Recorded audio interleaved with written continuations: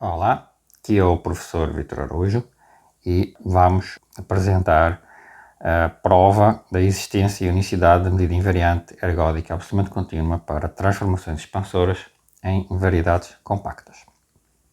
Okay? Então, a prova trata da existência de uma densidade invariante para transformações expansoras de uma variedade compacta. Então, provaremos que toda transformação expansora de uma variedade compacta, cujo jacobiano, né, que é o determinante da sua derivada, é Holder, admite uma única probabilidade invariante absolutamente contínua em relação a toda a medida de volume na variedade, medida de Lebesgue. Esta probabilidade é positiva em todos os abertos, é ergódica, e a sua bacia ergódica tem medida de Lebesgue total em E. Recordamos que, dado um expoente ni positivo, nós dizemos que uma função φ de m com valores reais é ni-Holder na distância d em m, uma distância que é induzida pela sua métrica riemanniana, se existe alguma constante c, tal que a diferença de valores da φ em dois pontos é dominada pela constante vezes a distância entre os dois pontos elevado a expoente ni, qualquer que seja o par de pontos. Okay? Definição clássica. O que é uma transformação expansora numa variedade? Então, dada uma variedade compacta, de dimensão finita, e uma transformação, uma aplicação de classe C1 da variedade nela própria, dizemos que f é expansora se existe uma constante, que eu vou chamar de sigma, maior do que 1, e alguma métrica riemanniana em M, de tal forma que a derivada expande vetores em todas as direções. A norma da imagem do vetor v pela derivada em x é maior ou igual que sigma vezes a norma de v, qualquer que seja o x, qualquer que seja o vetor tangente. Okay? Exemplos que já conhecemos são, por exemplo, os endomorfismos do toro, induzidos por uma aplicação linear, de RD em RD, que preserva o subconjunto dos vetores de coordenadas inteiras e um espectro dessa aplicação linear que esteja fora do círculo unitário, ou seja, todo o autovalor de A tem módulo maior que 1. Okay? Neste caso, nós podemos tomar para sigma qualquer valor entre 1 e o ínfimo da norma do espectro de A, né? O ínfimo da norma dos autovalores de A. Né? A escolha da métrica riemanniana, ela sempre existe como, né, nós podemos sempre escolher. De fato, muitas vezes, né, a definição de transformação expansora ela é apresentada de uma maneira ligeiramente diferente, mas que é equivalente. Uma aplicação de uma variedade compacta satisfaz para qualquer métrica riemanniana que existe um C, uma constante positiva, e um sigma maior que 1, de tal forma que o inverso do enésimo iterado, da derivada do enésimo iterado da nossa aplicação, ela tem uma norma que é exponencialmente pequena em n, ou seja, ela é menor ou igual que a constante vezes sigma elevado a menos n, qualquer que seja o ponto e qualquer que seja o n. Okay? Esta relação, a derivada da inversa pequena, da norma pequena, implica que a derivada expande em todas as direções. É um argumento bastante simples que está aqui, né? Está aqui neste parágrafo. Então, a derivada, de fato, vai expandir a uma taxa de sigma n sobre a constante, né, para todo n. Esta definição é equivalente à definição anterior, pois se f satisfaz esta condição, a condição de contração para trás, não é? Com esta constante aqui, uma constante positiva, então sempre podemos achar uma métrica riemanniana adaptada para a qual vale esta mesma propriedade com C igual a 1, né? Para N igual a 1 também. Okay? A construção dessa métrica adaptada eu deixo como um exercício, não é difícil de obter. O que é a bacia ergódica de uma probabilidade invariante que aparece, né, no resultado que nós vamos provar? Então, o suporte de uma probabilidade é este conjunto sup de μ dos pontos tais que toda a vizinhança tem medida positiva para μ. Nós já usamos isto, né, em vários argumentos. Notamos que o suporte de μ, né, é o espaço inteiro M é a variedade inteira, só se a Mi é positiva em abertos, em todo o aberto da variedade. Né? Se a Mi é f invariante, então a bacia ergódica é o conjunto dos pontos onde vale o teorema de Birkhoff, okay? Mas onde vale o teorema de Birkhoff simultaneamente para toda a função contínua. Okay? Conjunto dos pontos x, tais que as médias de Birkhoff convergem para, né, as médias temporais convergem para a média espacial para toda a função contínua. Okay? A bacia é sempre um conjunto invariante, certo? E se a Mi for ergódica, então a bacia sempre tem medida total. Tem sempre medida 1, né? Observemos que o suporte de Mi sempre tem medida total, por definição. Né? Okay? Observemos também que se P, por exemplo, se um ponto P for um ponto fixo atrator por uma transformação diferenciável, então nós podemos achar uma vizinhança aberta tal que todos os pontos dessa vizinhança aberta vão convergir para esse ponto fixo, porque ele é atrator. Né? Ou seja, todo ponto dessa vizinhança aberta está na bacia ergódica da probabilidade f invariante e ergódica dada pela Dirac em P. Ok? Certo? E o suporte da Mi, neste caso, é só o ponto P. Ok? Então isto aqui é um contraste. Eu tenho, reparem, a bacia da probabilidade f invariante contém o aberto U, okay? E o suporte está apenas em P. Então reparem que a bacia é muito maior que o suporte, neste caso. Né? E a medida Mi, que é a Dirac em P, só enxerga o ponto P. Okay? Ela não enxerga nenhum outro ponto do suporte. Observemos também que o teorema ergódico de Birkhoff ele nada garante sobre o comportamento das órbitas na bacia U menos o P. Okay? Pois ele apenas garante algo para Mi quase todo ponto, que no caso da medida de Dirac em P é apenas o ponto P. Mi QTP corresponde a apenas o ponto fixo. Okay? Então, nós estamos aqui saindo, estendendo um pouquinho, estamos tentando avançar um pouquinho mais além do que nos diz o teorema ergódico, usando esta noção de bacia ergódica. Okay? Porque nós, de facto, podemos ter conjuntos onde vale o teorema ergódico, as médias temporais convergem para a média espacial, num conjunto de pontos muito maior do que um conjunto de medida 1. Enunciamos agora o resultado principal que vamos provar, que é o seguinte: dada uma transformação expansora, uma variedade compacta, conexa, okay, e assuma que o logaritmo do jacobiano da função da transformação f, né, o logaritmo do determinante de f em x, é uma aplicação Niholder para algum expoente positivo. Então, f tem uma única probabilidade, f invariante Mi, que é absolutamente contínua em relação a qualquer medida de volume m na variedade. Mais ainda, a Mi é ergódica e o seu suporte coincide com m. Ok? E, portanto, nesse caso, a sua bacia tem volume total em m. Ou seja, quase todos os pontos em relação à medida de Lebesgue estão na bacia ergódica da medida Mi. Quase todos os pontos satisfazem o teorema de Birkhoff para a medida Mi, em relação à medida de Lebesgue. Okay? E a Mi é absolutamente contínua. A estratégia da prova envolve as seguintes observações. A pré-imagem de F de um conjunto com volume zero tem que ter volume zero. Isto porque a hipótese de expansividade garante que F é um diffeomorfismo local.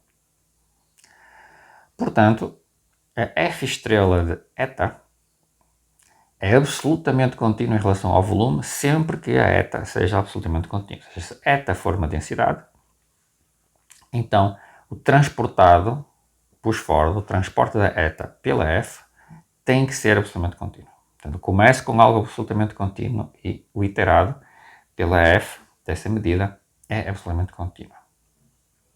Portanto, em particular, a enésima imagem, o f' m da mzinha, que é uma forma de volume na variedade, é absolutamente contínua. Okay? Seja qual for a medida de volume e qualquer que seja o m.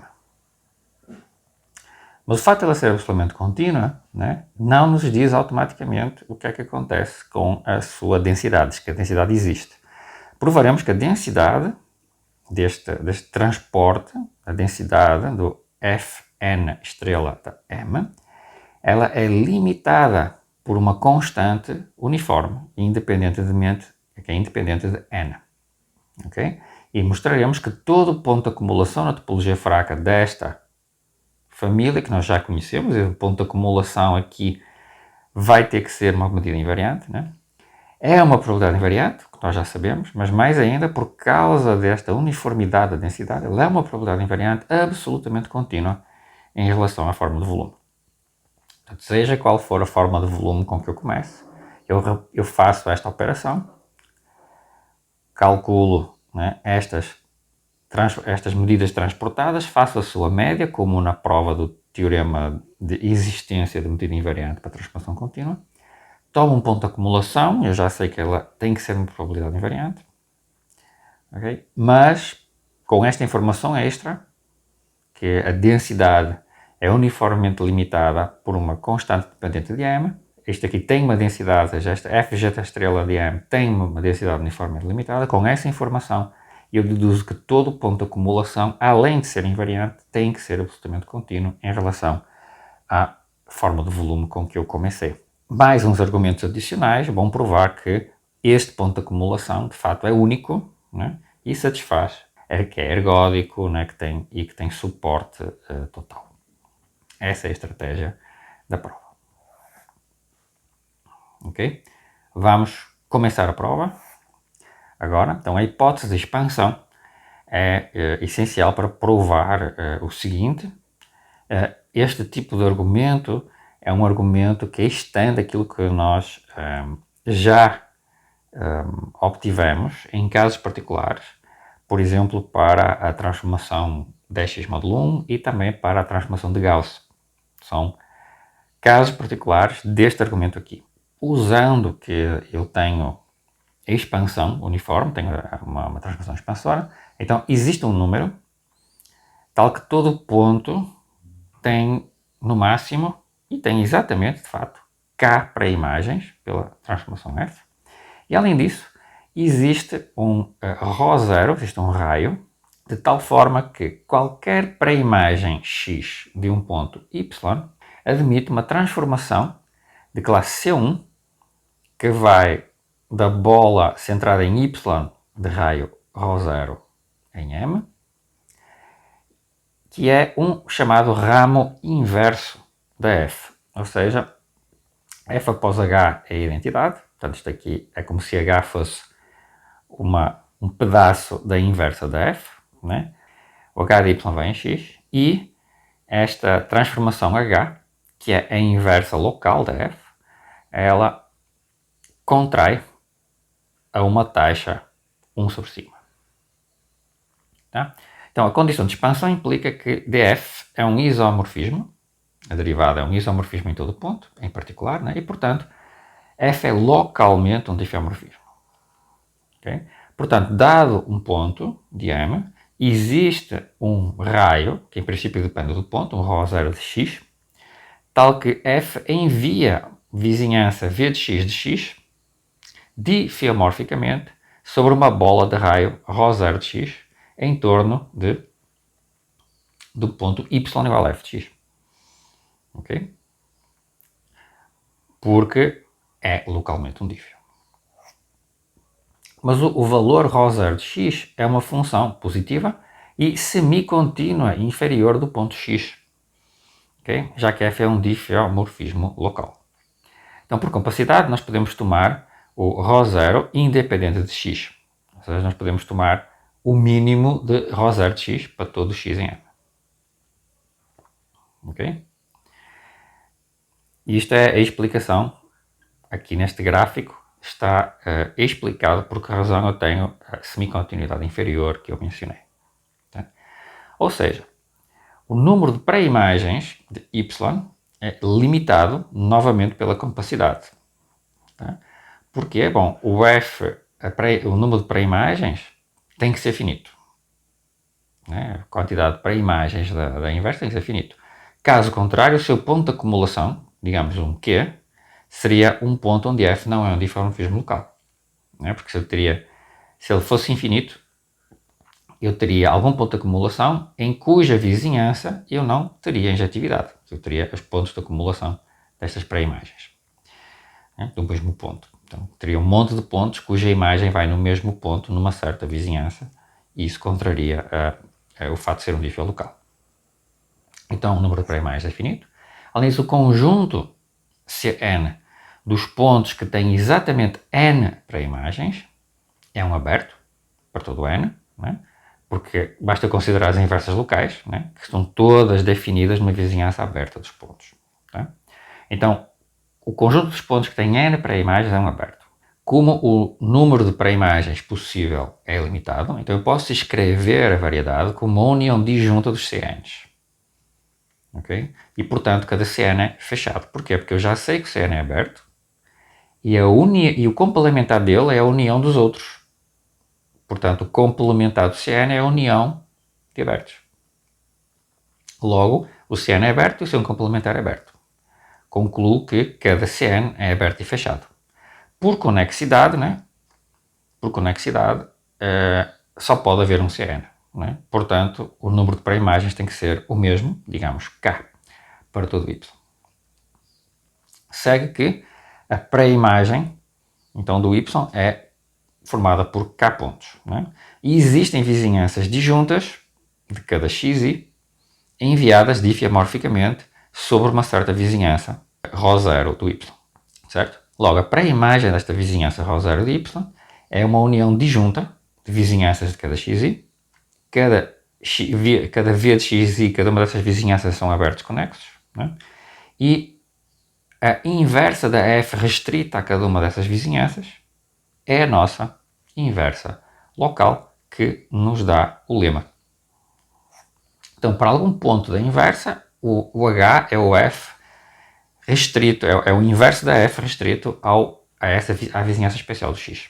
Okay? Então, a condição de expansão vai nos garantir que a derivada desta h, a derivada desta inversa desta restrição, é exatamente a inversa da derivada da f na imagem do h, pelo teorema de função da derivada da função inversa, e, portanto, isto aqui é exatamente menor ou igual que 1 sobre sigma, que é estritamente menor do que 1, para todo o ponto no domínio do h. Okay? Isto prova a contração. Né? Porquê? Porque agora, se eu tomar o jeito correto de provar a contração, isto aqui essencialmente nos diz que a derivada é uma contração, mas eu consigo estender o domínio dessa contração como eu tomo dois pontos na bola centrada em y de raio ρ0, tomo uma curva ligando os dois pontos, uma curva qualquer, C1, ligando o y1 ao y2. Okay? Esta notação significa que γ é uma transformação com o domínio 0, 1, que o 0 é enviado em y1 e que o 1 é enviado em y2. Então, e o comprimento de h após γ, que é uma curva que liga, né, o h de y1 ao h de y2, o comprimento, é fácil ver que, bom, é o integral da norma da derivada, né, ao longo do parâmetro que parametriza a curva, e isto vai ser menor ou igual que sigma menos 1 vezes este integral, e logo isto aqui é menor ou igual que 1 sobre sigma vezes o comprimento da γ. Então, toda a curva tem contração, né? Portanto, a distância riemanniana, para a distância riemanniana de uma variedade, e para ρ de 0 positivo pequeno, nós podemos assumir que aquela bola y(ρ0) é uma vizinhança geodésica, né? Por exemplo, obtida pela aplicação exponencial. Poderíamos usar isso, mas de facto não é necessário. Agora observemos que a distância do h de y1 ao h de y2 pela métrica riemanniana é o que? É o ínfimo de todas as curvas que conectam, né? É todas as curvas que conectam o h de y1 ao h de y2. Mas isto é menor ou igual que o comprimento de todas as curvas que conectam y1 ou y2 transportadas pela H. Okay? Porque, né, este segundo conjunto é um subconjunto do primeiro. E nós já vimos que isto aqui é inferior a 1 sobre sigma vezes, mas vai ser inferior a 1 sobre sigma vezes o comprimento de todas as curvas que ligam y1 e y2. E isso é menor ou igual que a distância de y1 e y2. Ou seja, a distância entre h de y1 e h de y2 é menor ou igual que 1 sobre sigma vezes a distância y1 e y2 tem uma contração. Tem uma 1 sobre sigma contração. Tal como foi enunciado e concluindo a prova do lema, porque eu consegui esta h, né, em torno de qualquer pré-imagem de algum ponto y da variedade. Então estas transformações, como eu já mencionei, são chamadas de ramos inversos, são ramos inversos da nossa transformação expansora. Ok? Em seguida nós trataremos de ramos inversos para as potências da f. Então nós podemos definir ramos inversos Hn de Fn. Basta, né, concatenar os ramos inversos de cada iterado. Né? Então um ramo inverso para F2, por exemplo, vai ser a concatenação de H2 com H1. Né? Um ramo inverso da F num ponto Y com um ramo de inverso da F num ponto de F menos 1 de Y. Né? Ou ao contrário, pego num X, pego no F de X, pego no F2 de X e tenho um ramo inverso do F2 de X para o F de X e um ramo inverso do F de X para o X. Concateno esses dois, componho e obtenho um ramo inverso para F2. Certo? Então eu vou ter contrações, portanto eu tenho aqui contrações, primeira uma taxa 1 sobre sigma, a segunda uma taxa 1 sobre sigma, logo a contração composta é uma contração, uma taxa 1 sobre sigma ao quadrado. Certo? E eu posso de fato concatenar estas contrações porque se eu pegar na bola de raio zero em torno do F2 de X, né, a pré-imagem desta bola, ou a imagem pelo ramo inverso, vai ser uma bola com raio estritamente menor, como eu desenhei aqui. Este vermelho está estritamente menor que a bola de raio ρ0 em torno do F de X. Logo, a imagem da primeira contração, do H1, né, a imagem deste ramo inverso fica contido no domínio do próximo ramo inverso. Então eu posso concatenar os dois. Posso agora calcular o segundo ramo inverso compondo com o primeiro. Certo? Então eu posso dizer que o ramo inverso h elevado a n de f elevado a n é uma composição de n ramos inversos, né, da transformação f. Okay? Em seguida, nós vamos usar estas propriedades para obter a distorção limitada em ramos inversos. Okay? E a distorção limitada vai ser utilizada, como nós fizemos no caso da transformação de Gauss, para controlar as imagens de iterados muito grandes da transformação f.